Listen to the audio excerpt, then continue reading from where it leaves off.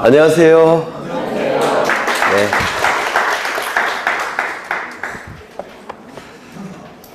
휴가 잘 보내셨나요? 저도 휴가를 갔는데 너무 더워서 호텔 밖에 안 나갔어요. 나갈 척 하다가 좀 나가다가 들어오고 나가다가 들어오고 그래서 안에서만 에어컨 팡팡 켜고 있었던. 네. 오늘은 142쪽인 것 같은데 맞죠? 142쪽 문제들이 안 어려워서 142쪽에 14번을 보시면 맞나요? 네. 등기에 관한 설명으로 옳은 것은 모두 몇 개인가? 1번 공유지분은 등기되지 않아도 공유의 성립에는 영향이 없다. 왜 그럴까요? 공유지분은 원칙적으로 등기부에 등기할 수 있죠. 등기해야죠. 그렇죠. 합의지분은 등기부에 등기할 수 있습니까? 없죠. 네, 공유지분은 등기부에 등기가 가능해요. 이유는 자유롭게 양도할 수가 있기 때문에 얼만큼 양도하는지 공시가 돼야 되죠. 그래서 공유지분은 등기가 돼야 됩니다. 하지만 합의지분은 어떻습니까? 양도가 원칙적으로 금지되어 있죠. 양도가 금지되어 있기 때문에 합의지분은 등기부에 기록할 이유가 아예 없습니다. 그렇죠. 그런데 공유지분은 등기부에 등기를 해야 되는데 등기되지 않아도 공유에는 성립에 영향이 없습니다. 왜 그럴까요? 민법 규정 때문에 그래요. 민법에는 공유지분이 등기부에 기록되지 않으면 뭐로 추정합니까? 균분으로 추정하죠. 민법에서. 그렇죠. 그래서 균분으로 추정하기 때문에 2분의 1로 추정이 돼버립니다. 등기부에 등기가 안 되면. 그래서 2분의 1로 등기가 된 거나 마찬가지예요. 그래서 이거 자주 출제되는 문구니까 당연히 기억하셔야 되겠죠. 상속으로 인한 지상권 이전 등기는 부기 등기로 한다. 그러면 지상권 설정 등기, 소유자가 지상권자에게 설정해주는 지상권 설정 등기는 무슨 등기입니까? 주등기죠. 왜? 소유자를 기준으로 첫 번째 도출되니까 주등기가 될 겁니다. 그런데 이 지상권자가 사망을 했다는 겁니다. 사망을 하게 되면 사망한 자가 가지고 있던 모든 재산자 권리와 의무는 상속인에게 포괄적으로 승계가 되죠. 따라서 지상권은 상속인에게 기속이 됩니다. 그러면 이 상속인은 지상권을 다른 자에게 처분하기 위해서는 어떻게 해야 됩니까? 등기를 갖춘 다음에 처분해야 되죠. 그래서 이 상속인 명의로 지상권 이전 등기를 갖춰야 될 겁니다. 그러면 상속인 명의 지상권 이전 등기는 소유자를 기준으로 할 때 몇 번째 도출됐습니까? 두 번째. 따라서 무슨 등기? 부기 등기가 될 겁니다. 세 번째, 지상권은 한 필지 토지 특정 일부에 성립할 수 있다. 맞습니까? 맞죠? 네, 이거는 아직도 암기를 못하고 계신 분들이 많으신데 어디를 보시냐면 70쪽을 보십니다. 요약집. 다시 한번 확인을 하고 가겠습니다. 무조건 출제가 되는 부분이라서 69쪽. 민법과 등기법 양쪽에서 무조건 한 개 이상의 지분이 나옵니다. 무조건 출제된다고 생각하셔야 돼요. 69쪽을 보시면 부동산 일부, 권리의 일부 지분. 지금쯤이면 네, 다 기억하셔야 돼요. 부동산 일부는 부동산이 이렇게 존재할 때 그 일부를 얘기할 겁니다. 이게 부동산 일부죠. 그 다음에 부동산 권리의 일부는 이걸 얘기할 겁니다. 지분. 이걸 권리의 일부라고 얘기를 할 거예요. 그러면 부동산 자체의 일부에 대한 소유권 등기, 저당권 등기, 가압류 가처분 같은 처분 제한 등기는 가능합니까? 안 된다고 했죠.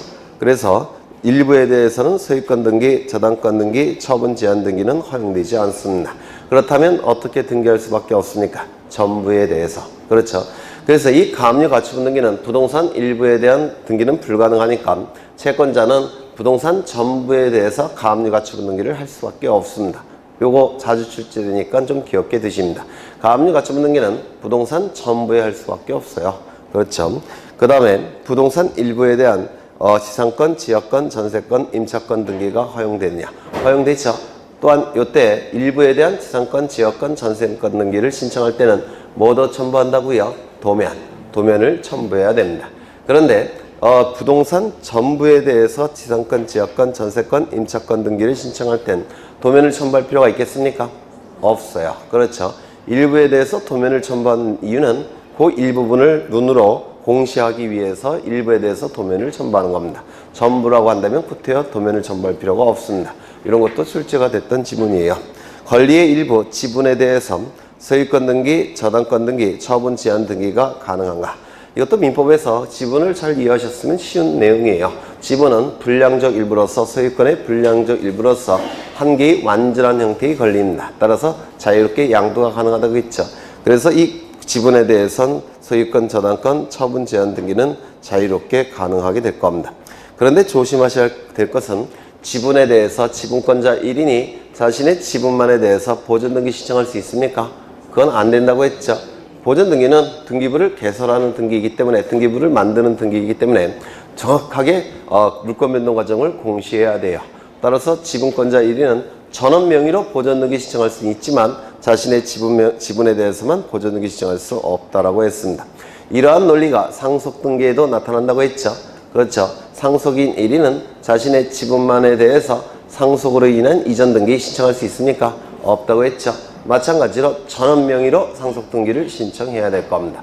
그런데 상속과 대단히 유사한 포괄 유증으로 인한 소유권 이전 등기는 얘기가 달라진다고 했죠.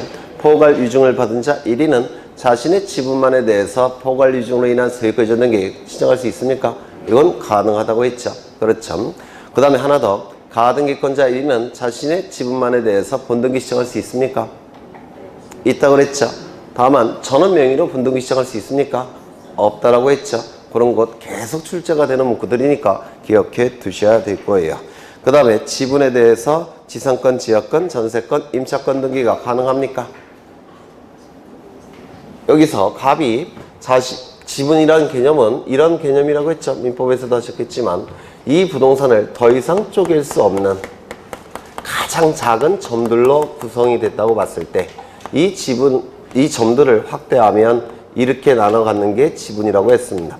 모든 점들은 이렇게 나눠 갖는 거예요.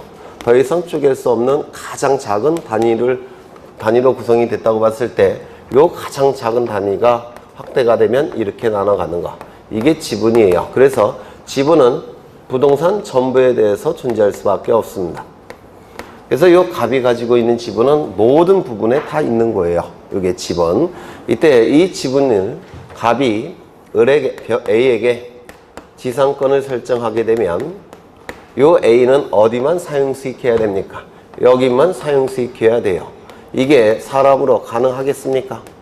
불가능해요. 사람이 요 부분만 사용수익하는 건 불가능해요. 개념 자체가. 그래서 지분에 대해서는 용익권 설정이 허용되지 않습니다. 그렇죠. 그럼 이건 어떨까요? 갑과 을이 B에게 지상권을 설정해 준다면 이건 가능하겠습니까? 갑과 을이. 이건 지분에 대해서 지상권 설정하는 게 아니죠. 왜냐하면 만약에 갑과 을이 B에 대해서 지상권을 설정하게 되면 요 B는 갑도 지상권, 을도 지상권을 설정해 줬으니까 요 B는 여기를 다 사용 수익할 수 있죠. 맞습니까? 그렇다면 이거는 지분에 대해서 지상권을 설정한 게 아니라 뭐에 대해서 설정한 겁니까? 토지 자체에 대해서 지상권을 설정한 거죠. 이거는 지분이 아니에요. 갑과 을이 토지 자체에 대해서 지상권을 설정한 거니까 이건 가능하다 이렇게 얘기를 할 겁니다. 요 차이점 느끼십니까? 그렇죠. 네. 이건 굉장히 유용해요. 민법에서도 써먹을 수가 있습니다. 그래서 지분에 대해서는 용익권 설정은 허용되지 않는다는 거. 하지만 공유자 전원이 용익권 설정은 가능하다는 거. 이건 지분이 아니라 부동산 자체에 대한 것이기 때문에 그렇습니다. 네, 이런 내용들이 민법과 등기법 양쪽에서 출제가 되고 있으니까 좀 기억해 두셔야 될 겁니다. 그러면 지문을 다시 보시면 지상권은 한필지 토지 특정 일부에 대해서 성립할 수 있지만 한필지 토지 권리에 관해서는 권리 일부에 대해서는 설정할 수 없겠죠. 지역권에서의 승역지는 한필지 토지 전부이어야 한다. 맞습니까?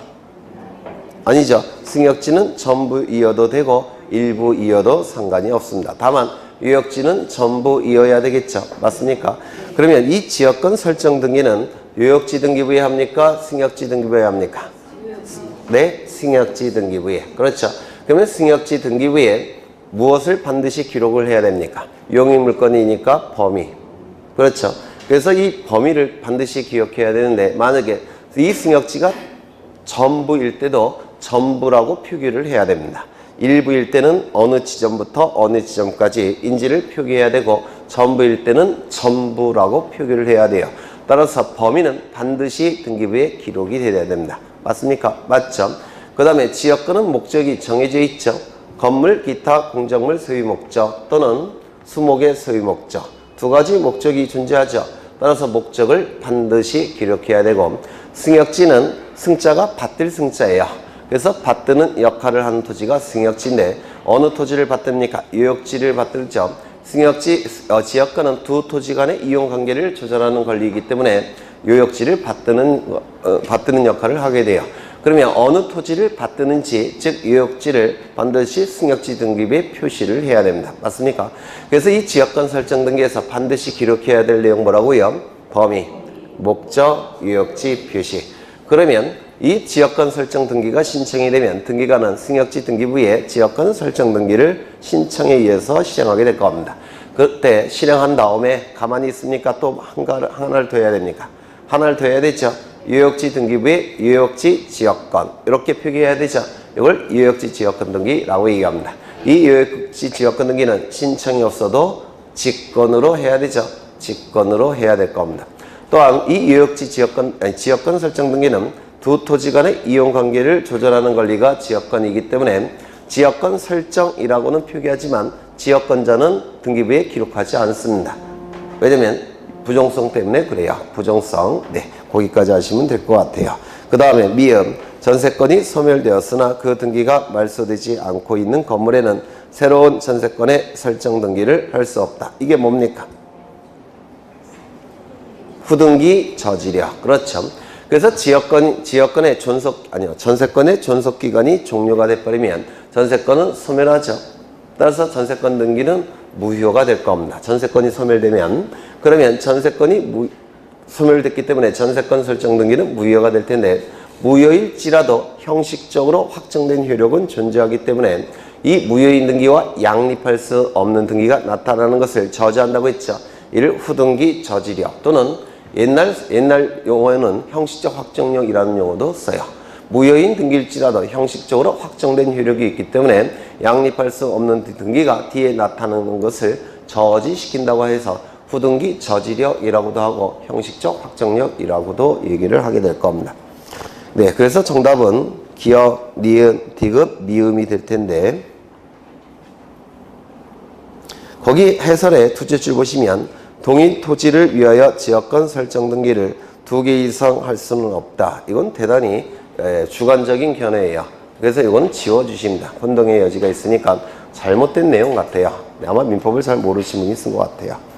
네, 그냥 지워주시면 될 테고, 그 다음에 15번도 보시는데 15번 옳은 것을 모두 고른 것은 1번 인터넷을 통해 인감증명서 발급 예약을 신청하고 신용카드 수수료를 결제한 경우 예약에 따라 등기소에서 인감증명서 작성이 완료된 후에는 그 신청을 철회할 수 없다라고 되어 있는데 맞는 지분이 될 거예요. 요거.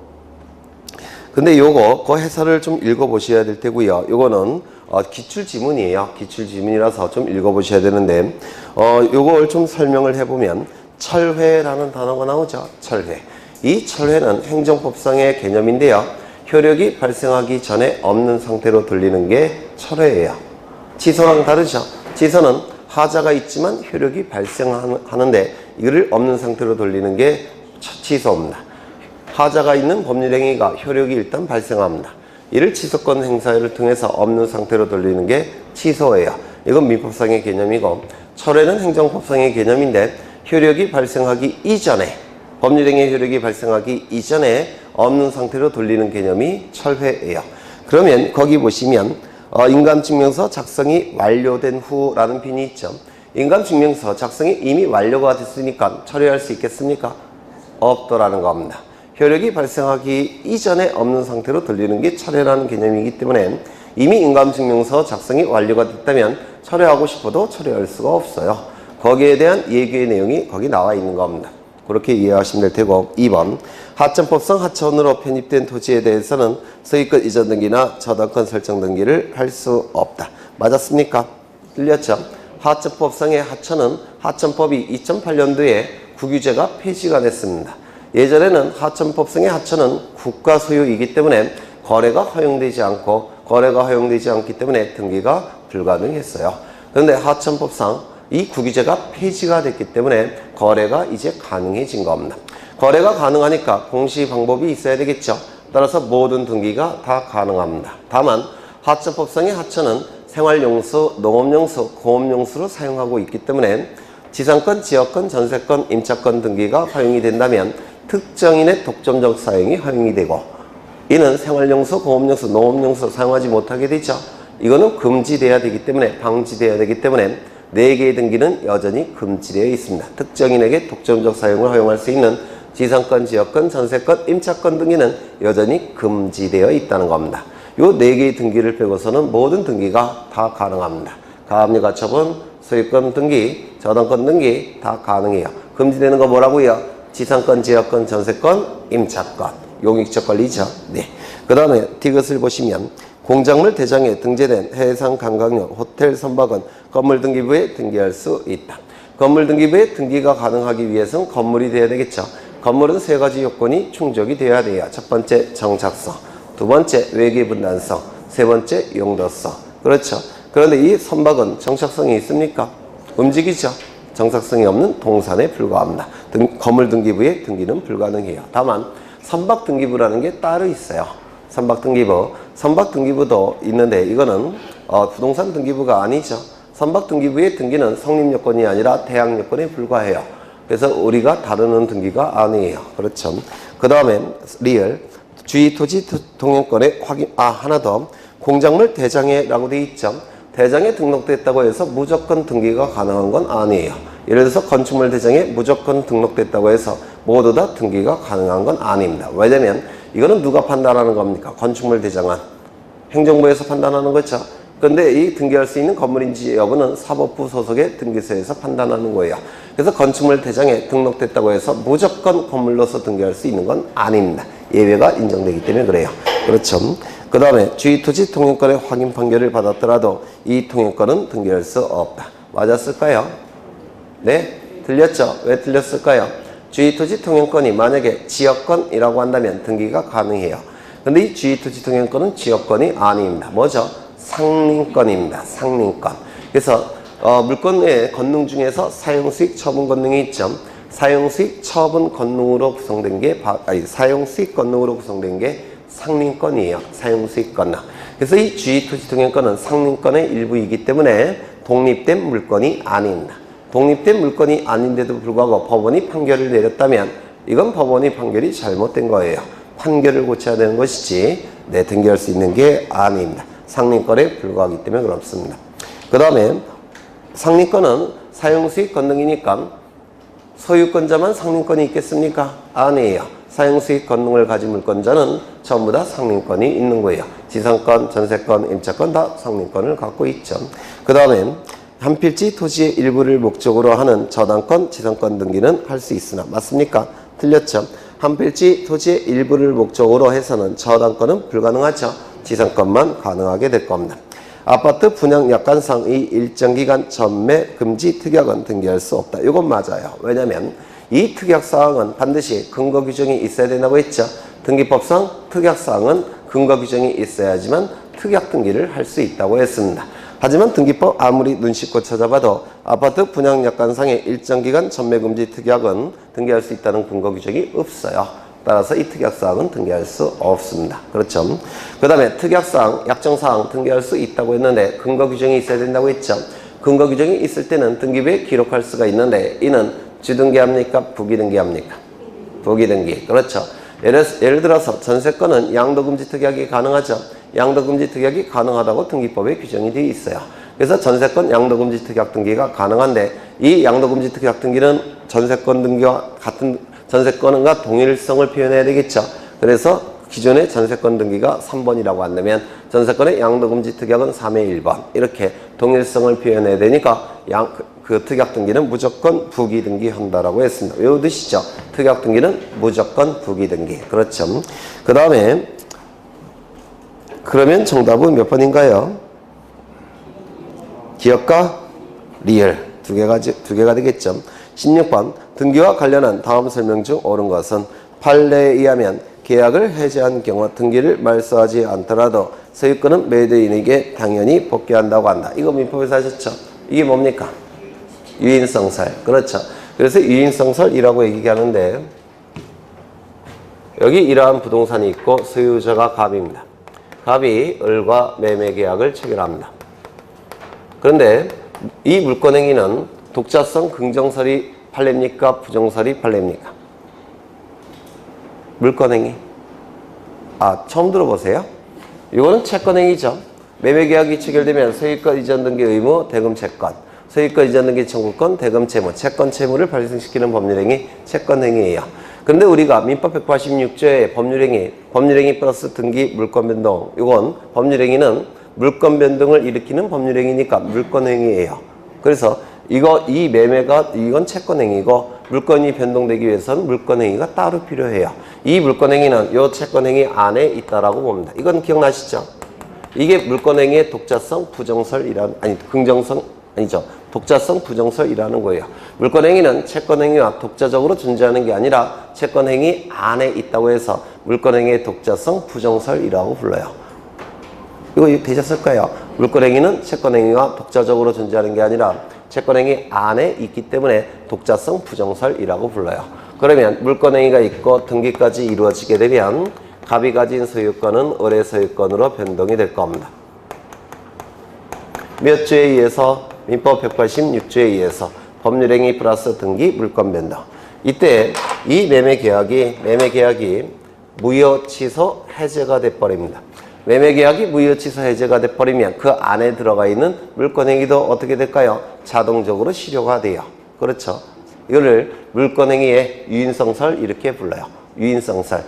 채권행위가 무효 취소 해제가 되면 그걸 원인으로 해서 물권행위도 같이 실효가 된다고 해서 유인성설, 유인론 이렇게 얘기를 합니다. 그런데 우리 민법 186조는 물권행위 플러스 등기, 물권 변동 이렇게 규정되어 있죠. 그런데 이 물권행위가 실효가 됐으니까 두 가지 요건 중에서 하나가 실효가 됐으니까 물권 변동은 없는 상태로 복귀가 됩니다. 맞습니까? 그러면 소유권은 누구에게 복귀가 됩니까? 갑이 소유권을 회복하게 돼요. 그런데 이 소유권은 갑에게 회복이 됐는데 등기 명의는 여전히 누구 명의로 되어 있습니까? 을의 명의로 되어 있죠. 맞습니까? 따라서 이 을 명의의 등기는 갑의 소유권을 침해하는 등기입니다. 따라서 갑은 소유권에 근거해서 을에게 소유권에 근거해서 말소 등기를 청구합니다. 이게 뭡니까? 물권적 청구권. 그렇죠. 소유권에 근거해서 말소 등기 청구하겠죠. 소유권은 물권이니까 물권적 청구권이죠. 그러면 이 등기는 어떻게 돼야 됩니까? 말소가 돼야 될 겁니다. 이 등기가 말소됨으로 인해서 등기부만 놓고 볼 때 불이익이 발생한 자는 누굽니까? 을 등기 의무자. 이익이 발생한 자는 누굽니까? 갑 등기 관리자. 이렇게 되겠죠. 그래서 공동으로 말소 등기를 신청하게 될 겁니다. 그렇죠. 그럼 지문을 다시 보시면 계약을 해지한 경우 이전 등기를 말소하지 않더라도 소유권은 매도인에게 당연히 복귀한다고 한다. 맞겠죠? 맞아요. 맞죠? 이게 물권행위 유인성설 또는 유인론이라는 겁니다. 민법에서도 출제가 될 겁니다. 몇 번 출제된 적도 있고. 2번 공유물 분할을 제한하는 약정은 등기 없이도 지분이 양수인에게 대항할 수 있다. 이 분할을 제한하는 약정, 우리 등기법에서 근거가 있습니다. 그래서 약정 등기가 가능하게 돼요. 그러면 이 공유물 분할 약정, 금지 약정은 등기가 가능하겠죠? 맞습니까? 무슨 등기 하겠습니까? 부기등기. 약정 등기는 무조건 부기등기. 그렇죠? 그러면 등기가 됐으면 공시됐기 때문에 대항력 발생하겠습니까? 대항력 발생하게 될 겁니다. 그 다음에 상속이나 포괄 유증의 경우 등기하여야 물권 변동의 효력이 발생한다. 먼저 상속은 187조죠. 맞습니까? 비상속인 사망 시에 상속인에게 자동적으로 귀속이 되죠. 다만 처분하기 위해서는 등기를 갖춘 다음에 처분해야 될 겁니다. 유증도 여러 번 강조했죠. 유증은 포괄 유증, 특정 유증이 있다고 했는데 포괄 유증은 어떻다고 했습니까? 등기 필요합니까? 필요 없다고 했죠. 기억나셔요? 안 나셔요? 나시죠? 다시요. 포괄 유증이건 특정이건 유증이건 이 유증으로 인한 등기는 유언 집행자 또는 상속인이 등기 의무자, 유증을 받은 자가 등기 권리자로 공동 신청한 거 맞습니까? 맞죠? 다만 이 등기는 포괄 유증의 경우에는 우리 민법 1078조에서 상속과 동일한 효력이 있다라고 되어 있기 때문에 상속처럼 처리를 하게 돼요. 따라서 포괄 유증의 경우에는 유증을 받은 자가 등기를 갖출 필요가 있습니까? 없죠. 따라서 유증의 효력 발생 시점에 유증을 받은 자는 소유권을 취득할 겁니다. 다만 취득한 권리를 다른 자에게 처분하기 위해서는 등기를 갖춘 다음에 처분하게 될 거예요. 나중에 또 나올 겁니다. 하지만 특정 유증은 상속과 동일한 효력이 있다라는 규정이 없다고 했죠. 따라서 법률 행위니까 법률 행위에 의한 물권 변동으로서 등기를 갖춰야지만 물권 변동의 효력이 발생하게 될 겁니다. 그렇죠. 그러면 이 지문은 틀린 지문이 되겠죠. 등기하여야 틀렸죠. 네. 그 다음에 4번 판례에 따르면 이행 판결의 경우 판결의 확정으로 권리의 변동이 일어난다고 한다. 우리 민법 187조에서는 상속, 공영징수, 판결, 경매, 기타는 법률 규정에 의해서 물권이 변동되죠. 다만 등기를 갖춰야지만 처분할 수 있을 겁니다. 이때 상속은 물권 변동 시점은 어느 시점이라고요? 비상속인 사망 시점. 공영징수는 세 가지가 있죠. 공영징수는 징발, 그 다음에 몰수, 수용 세 가지가 있는데요. 징발은 행정법상의 공영징수고 몰수는 형법상의 공영징수고 민법상의 공영징수는 수용이에요. 수용. 그러면 수용의 경우에는 어느 시점에 소유권을 취득합니까? 사업시행자는 수용기일, 그렇죠. 수용기일날 소유권을 취득하게 될 겁니다. 다만 처분하기 위해서는 등기를 갖춰야 될 거예요. 그 다음에 판결 확정시가 되겠죠. 이때의 판결은 무슨 판결을 얘기한다고 했습니까? 형성판결. 형성판결 확정시에 물권이 변동이 될 겁니다. 그 다음에 경매, 이때는 매각대금을 다 낸 시점에 물권이 변동이 되겠죠. 그 다음에 기타, 대표주자는 취득시효죠. 점유 취득시효. 이때는 등기를 갖춰야지만 물권 변동의 효력이 발생합니까? 그렇죠. 그럼 점유 취득시효도 법률 규정에 의한 물권 변동인데 등기를 갖춰야지만 물권이 변동이 돼요. 그러면 물권 변동 시점은 어느 시점입니까? 점유 취득시효. 점유 개시시. 그렇죠. 점유 취득시효는 점유 개시시에 물권이 변동이 될 거예요. 공익사업을 위한 토지 등의 취득 및 보상에 관한 법률에 의한 수용의 경우 등기하여야 물권 변동의 효력이 생긴다. 아니죠. 수용하는 날 물권 변동의 효력이 발생할 겁니다. 너무 쉬운 문제들이죠. 넘어가겠습니다. 18번 보죠. 18번.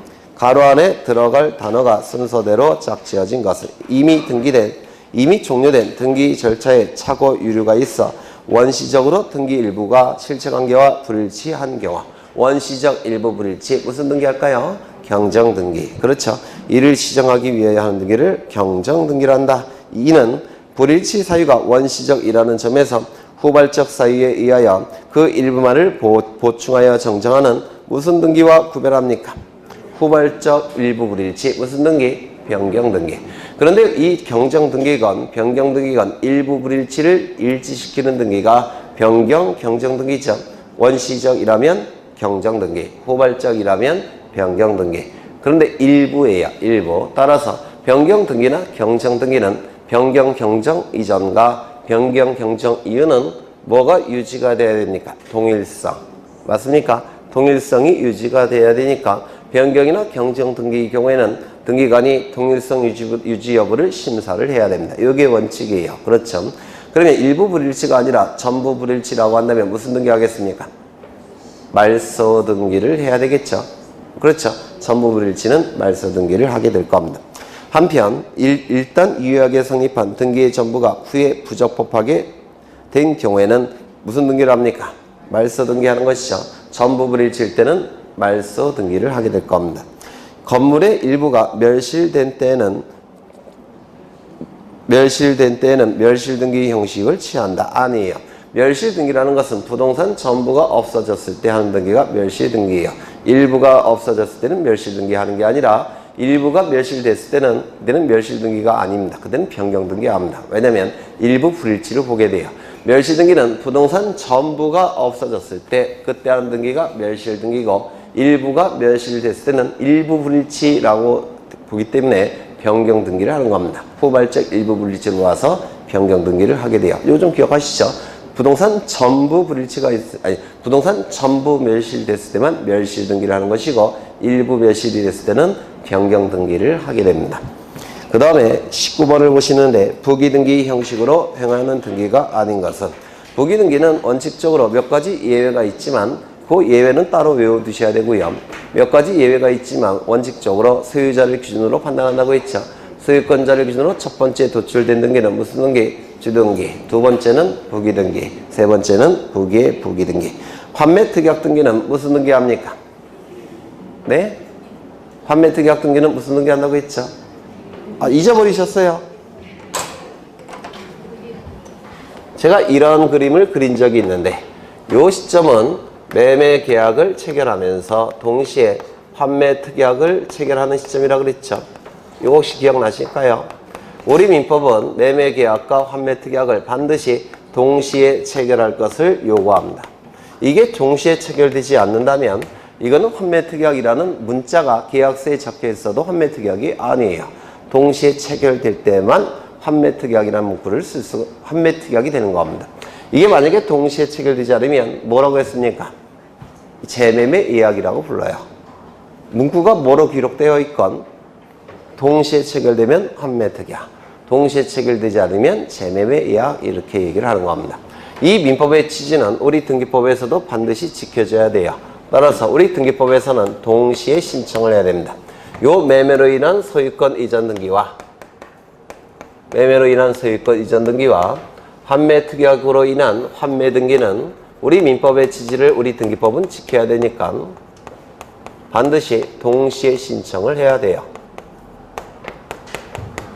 예외가 없습니다. 이게 동시에 신청이 되지 않으면 환매 등기를 하는 게 아니라 무슨 등기 한다고 했습니까? 가등기 하는 겁니다. 이게 동시에 신청이 될 때만 환매 등기를 하는 것이고 이걸 동시에 신청하지 않으면 가등기를 하는 거예요.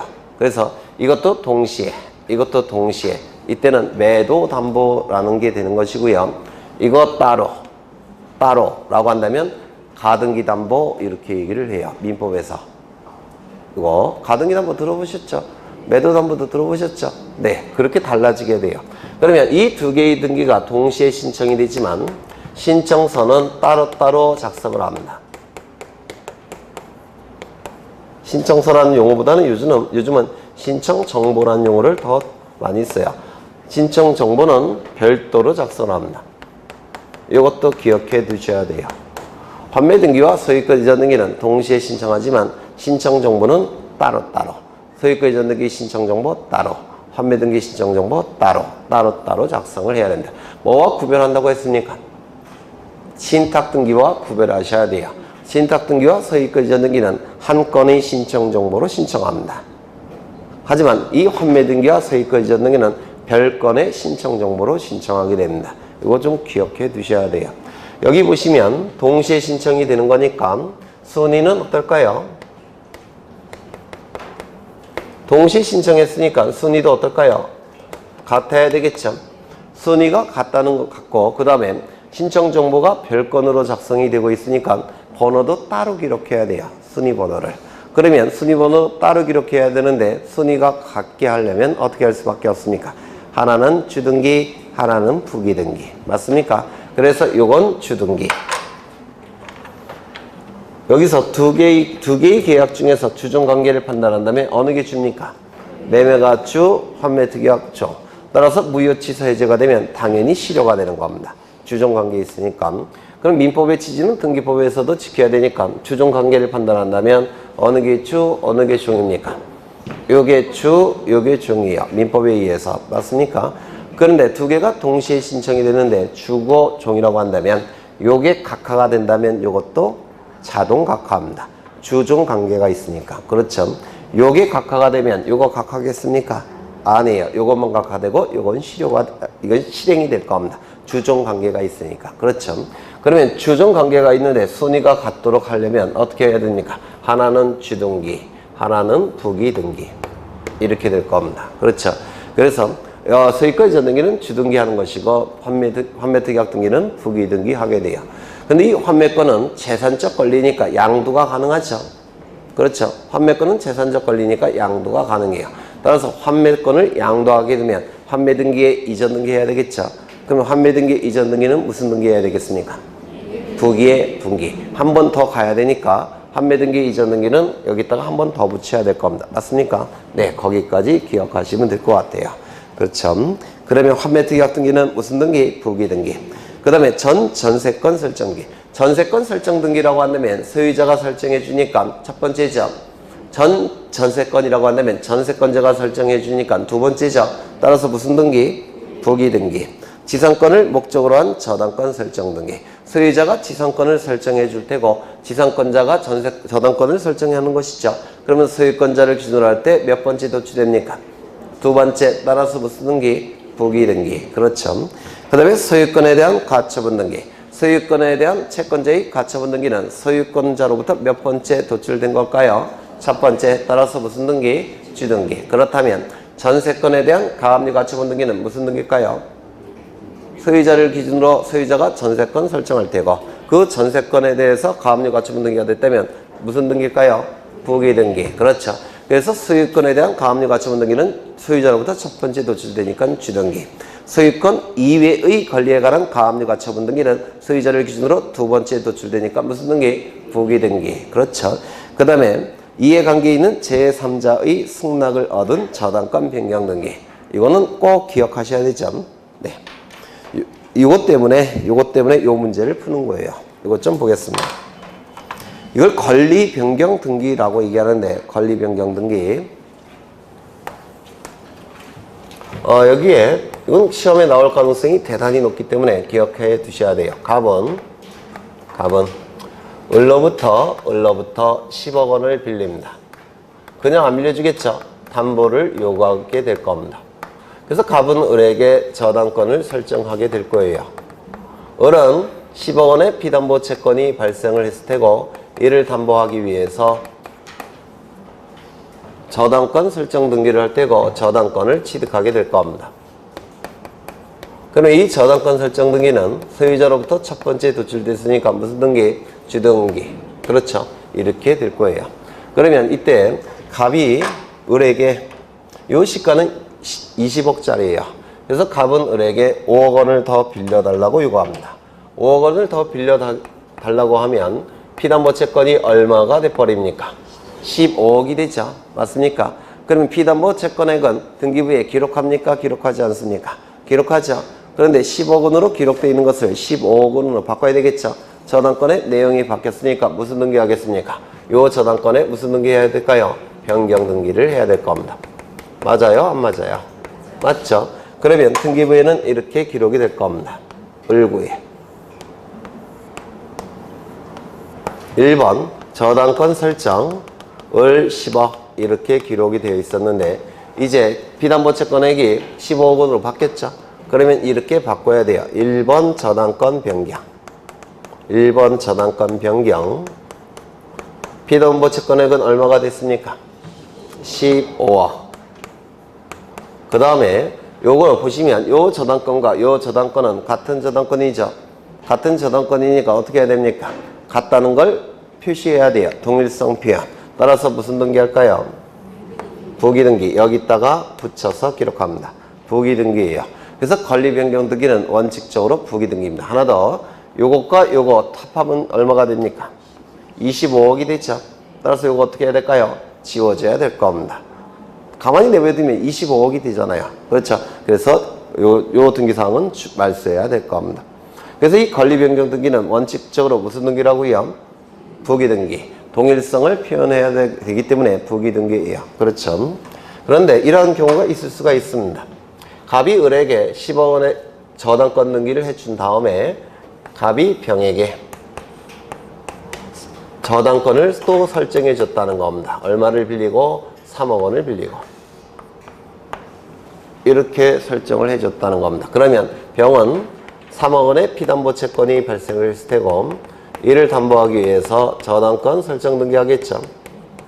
이거는 주등기 소유자부터 몇 번째 도출됐습니까? 첫 번째. 따라서 무슨 등기? 주등기. 이렇게 2순위로 등기가 될 겁니다. 그러면 등기부에는 어떻게 기록이 되느냐면 이렇게 기록이 돼 있을 거예요. 1번 저당권 설정 을 10억. 그 다음에 2번 저당권 설정 병 3억. 이렇게 등기가 되어 있을 겁니다. 이때 갑이 을에게 5억 원을 더 빌려달라고 요구합니다. 그러면 을이 빌려줄 수도 있겠죠. 그렇죠. 그러면 이 5억 추가되는 피담보 채권의 이 5억 원, 요것과 기존의 요 10억 원, 요것과 합쳐질 텐데 문제는 여기 어떻습니까? 같은 순위가 유지가 된다면 같은 순위가 유지가 된다면 요 병은 손해가 발생할까요? 발생하지 않을까요? 저 부동산은 가격이 폭락할 수도 있죠. 그러면 손해가 나중에 요 후순위자는 배당을 못 받아갈 수도 있죠. 그럴 가능성이 존재하기 때문에 손해가 발생하게 됩니다. 이러한 자를 뭐라고 부릅니까? 등기상 이해관계인이라고 불러요. 그래서 등기상 이해관계인이 있기 때문에 이때는 같은 순위, 이것처럼 같은 순위를 무조건 인정할 수는 없어요. 그래서 등기상 이해관계인이 있기 때문에 등기상 이해관계인의 동의가 필요합니다. 같은 순위 유지에 대해서. 이거 이해가 되실까요? 그렇죠. 그래서 같은 순위 유지에 대해서 병에 동의가 있다라고 한다면, 즉 승낙이 있다라고 한다면, 승낙이 더 낫겠죠. 병에 승낙이 있다고 한다면 그때는 순위가 어떻게 되겠습니까? 유지가 되겠죠. 따라서 이때는 무슨 등기 하겠습니까? 부기 등기. 그 다음에 병에 승낙이 없다라고 한다면 이때는 어떻게 해야 될까요? 주등기에 의할 수밖에 없습니다. 이거 이해가 되실까요? 그렇죠. 그래서 이 권리 변경 등기에 있어서 등기상 이해관계인의 승낙은 순위 유지에 대한 승낙을 의미해요. 순위 유지. 이거 이해가 되십니까? 그렇다면 병에 승낙이 있다고 한다면 순위가 유지가 될 테니까 무슨 등기 한다고요? 부기 등기. 부기 등기하면 이렇게 할 겁니다. 1번 저당권 변경할 테고요. 그 다음에 여기 기존의 5억과 요 기존의 10억과 추가되는 5억은 같은 순위가 유지가 되죠. 그러면 같은 순위가 유지가 되니까 전부 다 병보다는 선순위죠. 선순위니까 따로 기록할 필요가 있습니까? 없겠죠. 합쳐서 기록해도 되겠죠. 그래서 15억. 그러면 이거 내버려두면 총 25억이 돼버리죠. 이건 말소시켜야 될 겁니다. 그렇죠. 그 다음에 같은 순위가 유지가 되니까 여기에 붙여서 기록해야 되겠죠. 부기등기. 그렇죠. 그런데 이거 대단히 중요하니까 여러 번 하는 겁니다. 예전에 했어요. 2번 이상 했습니다. 최소한.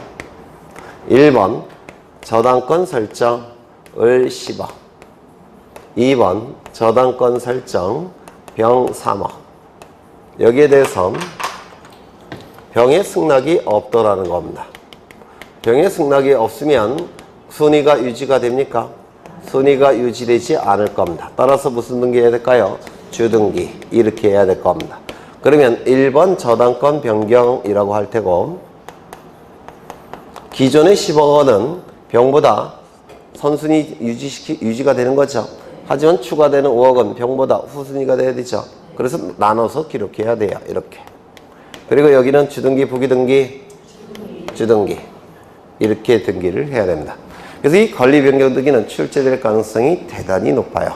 권리 내용의 변경 등기는 출제될 가능성이 대단히 높은데 등기상 이해관계인이 없다면 무조건 무슨 등기? 부기등기. 등기상 이해관계인이 있다면 순위 유지에 대한 승낙이 있다면 무슨 등기? 부기등기. 승낙이 없다면 주등기. 승낙이 있다고 한다면 기존의 내용과 추가된 내용이 같으니까 합쳐서 기록해야 되고 기존의 것은 지워져야 됩니다. 그렇죠. 그 다음에 승낙이 없다고 한다면 합쳐져서는 안 되니까 기존에 있는 것 내버려 두고 나머지 내용만 추가를 시켜야 될 겁니다. 그래서 이건 자주 출제가 되니까 좀 기억해 두실 필요가 있으세요. 그러면 다시 지문을 보시면 5번 이해관계인은 제3자의 승낙을 얻은 저당권 변경 등기는 무슨 등기? 네? 부기등기. 그렇죠. 부기등기가 될 겁니다. 그래서 정답은 4번이 되겠죠. 네. 넘기겠습니다. 22번 가겠습니다. 22번. 다 똑같아요. 22번을 보시면 부기등기에 관한 설명으로 틀린 것을 모두 고른 것은 1번 지상권 설정 등기는 소유자를 기준으로 몇 번째? 첫 번째. 무슨 등기? 주등기. 환매권 이전 등기는 무슨 등기? 환매 등기가 부기 등기니까 이전 등기는 부기의 부기 등기. 그렇죠. 권리 변경 등기는 등기상 이해관계인의 승낙을 얻으면 승낙이 뭐에 대한 승낙이라고요? 순위 유지에 대한 승낙이니까 부기 등기. 그렇죠. 한 개의 주등기에 여러 개의 부기 등기가 있는 경우 그 부기 등기 상호간의 순위는 등기 순서에 의한다. 맞습니까? 맞아요, 안 맞아요? 맞죠? 네. 1에 5번, 2에 4번, 3에 3번, 3에 4번, 3에 5번, 4에 1번. 가장 선순위는 뭡니까? 네? 이게 가장 선순위죠.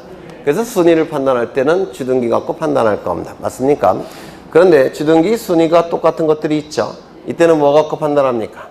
부기등기 순서 갖고 판단하죠. 주등기가 같을 때는 부기등기 순서 갖고 판단하겠죠. 가장 선순위 누굽니까? 요 셋 중에서 3에 3. 그렇죠. 그렇죠. 그래서 순위를 판단하는 방법은 주등기 갖고 판단하는 것이고, 부기등기가 있을 때는 주등기 갖고 판단하는 것이고, 주등기가 똑같을 때는 부기등기 순서 갖고 판단하겠죠. 그래서 맞는 짐이 될 겁니다. 그 다음에 소유권의 처분 제한 등기는 무슨 등기? 네? 주등기. 그렇죠. 하나 더. 말소 등기는 무슨 등기? 언제나 주등기. 맞습니까? 표제부 등기는 어떨까요? 언제나 주등기. 그렇죠. 표제부 등기도 언제나 주등기가 될 겁니다. 전부 말소 회복 등기는 무슨 등기? 주등기. 일부 말소 회복 등기는 부기등기. 그렇죠. 일부만 말소 회복된 거니까 기존에 등기사항이 남아있죠. 거기에서 붙여서 기록해야 되니까 일부 말소 회복은 부기등기. 전부 말소 회복은 기존의 등기가 다 없어진 상태니까 붙여서 기록할 수가 없다 그랬죠. 전부 말소 회복은 주등기. 그렇죠. 기억나실까요? 네. 또 하나 더 기억하셔야 될, 등기명인 표시 변경 등기는 무슨 등기일까요? 이름 바뀔 때, 주민번호 바뀔 때, 주소 바뀔 때 하는 등기. 등기명인 표시 변경 등기. 이름이 바뀐다고 해서, 주민번호가 바뀐다고 해서, 주소가 바뀐다고 해서 사람이 바뀌는 겁니까? 아니죠. 동일성 표현하겠죠. 그래서 등기명인 표시 변경 등기는 언제나 부기등기가 될 겁니다. 등기명인 표시 변경 등기는 언제나 부기등기. 그렇죠. 그러면 23번을 보시면 등기명인이 개명한 경우에 하는 변경 등기, 무슨 등기? 이게 바로 등기명인 표시 변경 등기예요. 그래서 부기등기가 되겠죠. 네, 이름 바뀔 때, 주민번호 바뀔 때, 주소 바뀔 때 하는 등기, 부기등기. 그 다음에 약정 등기는 무조건 무슨 등기라고 했습니까? 부기등기. 약정 등기는 무조건 부기등기라고 했죠. 동일성을 표현해야 되니까. 지상권 이전 등기는 소유자를 기준으로 두 번째 부기등기. 전세권을 목적으로 하는 저당권 설정 등기는 소유자를 기준으로 두 번째죠. 부기등기. 등기 전부가 말소된 경우 그 회복 등기는 전부 말소 회복은 무슨 등기? 주등기. 일부 말소 회복 등기는 부기등기. 그렇죠. 그 다음에 24번에 3번을 보시면 부동산 표시 변경 등기, 표제부 등기죠. 무슨 등기? 주등기. 그래서 이 주등기 부기등기는 대단히 쉬운 문제예요. 이건 두 문자 따고 안 외우셔도 돼요. 대단히 쉬운 문제니까. 25번을 보겠습니다. 등기 효력에 관한 다음의 설명 중 타당한 것으로 짝지어진 것은 이라고 되어 있는데,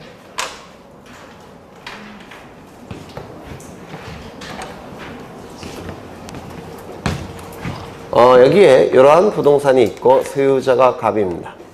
갑이 을과 법률 행위를 하고, 이 법률 행위는 뭐라고요? 물권 행위예요. 그리고 등기까지 이루어지게 되면 우리민법 186조에 의해서 물권 변동의 효력이 발생을 하게 될 겁니다. 이때 이 등기를 형식에 따라서 둘로 구분합니다. 형식이 아니라 효력에 따라서 둘로 구분을 해요.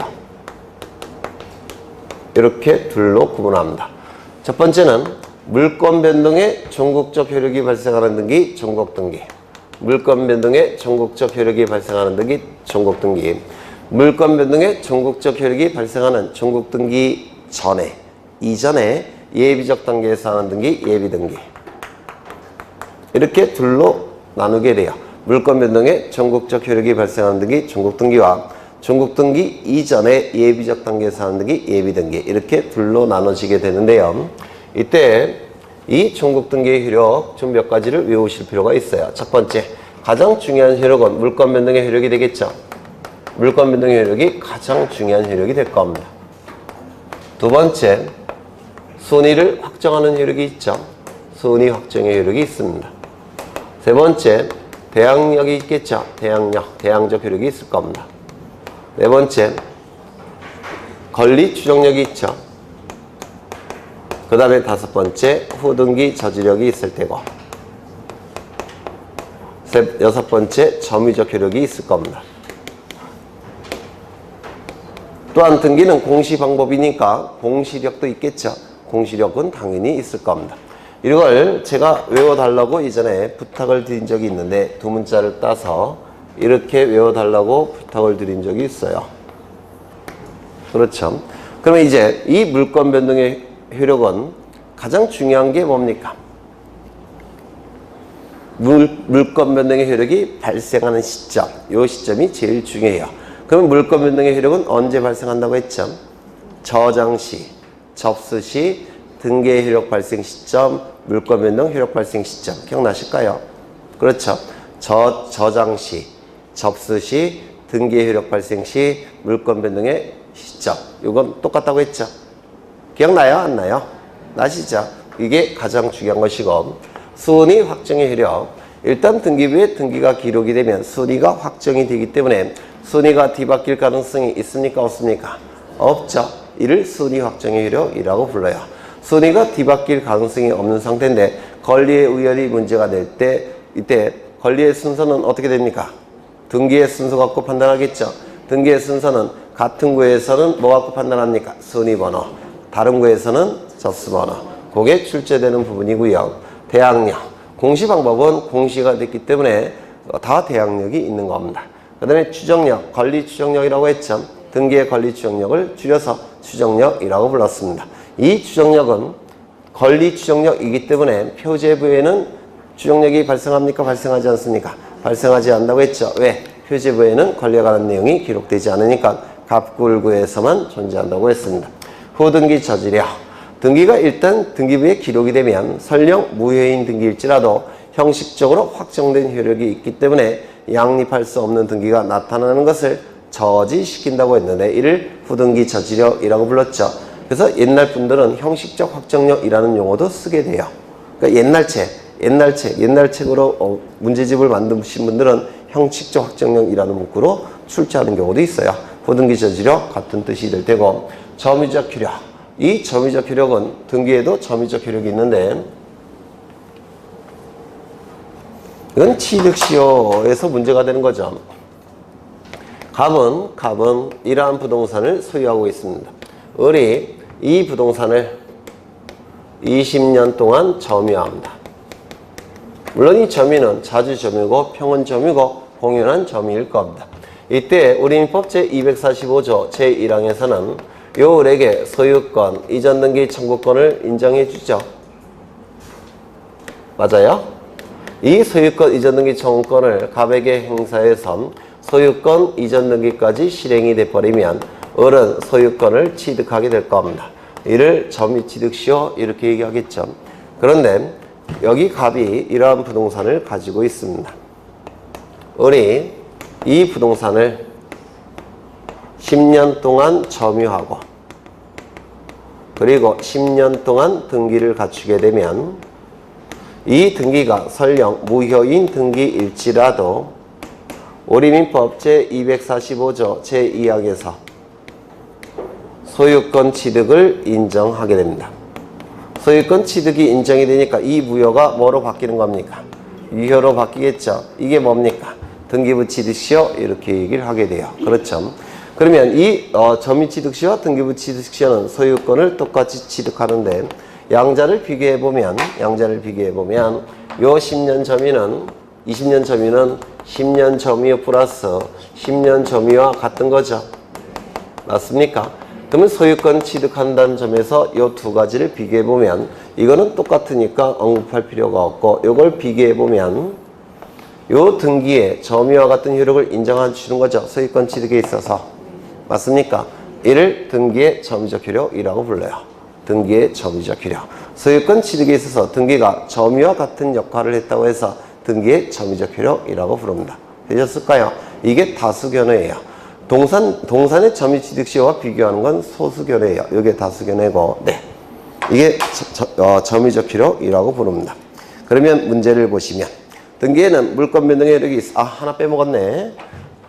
종국등기 효력은 이걸 되고 예비등기는 보통 가등기를 얘기합니다. 물론 가압류 같은 가처분 등기도 예비등기라고 해요. 하지만 그건 시험과 별로 관련이 없고 가등기가 예비등기에서 주로 출제가 되는데 이 가등기는 순위를 보존시키기 위해서 임시로 하는 등기가 가등기죠. 순위를 보존하기 위해서 종국 등기 이전에 임시로 하는 등기가 가등기예요. 따라서 이 가등기는 순위 보존의 효력을 위해서 특별히 만든 등기이기 때문에 다른 등기는 다른 효력은 인정될 이유가 없습니다. 이거는 종국 등기죠. 종국 등기 효력이죠. 이거는 종국 등기 이전에 예비적 단계에서 하는 등기니까 이런 효력 여기 인정될 수 있습니까? 없겠죠. 그리고 이 가등기는 이것만을 위해서 특별히 고안해낸 등기라서 효력이 하나밖에 없습니다. 뭘까요?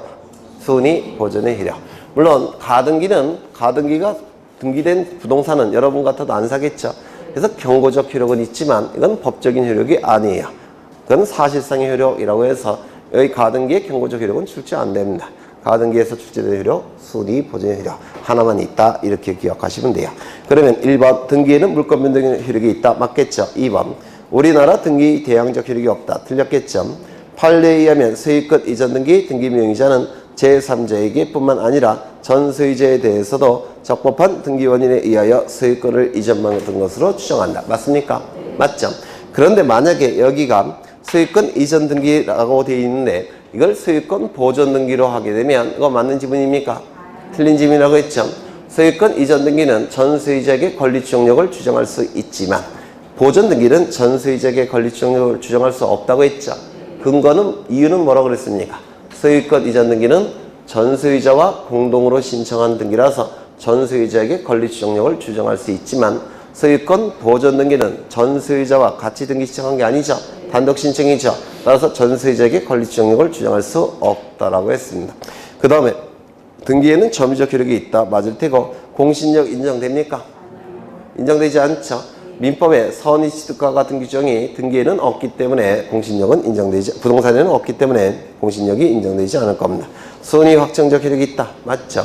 그래서 정답은 1번이 될 거고요. 네, 좀 쉬었다 하겠습니다.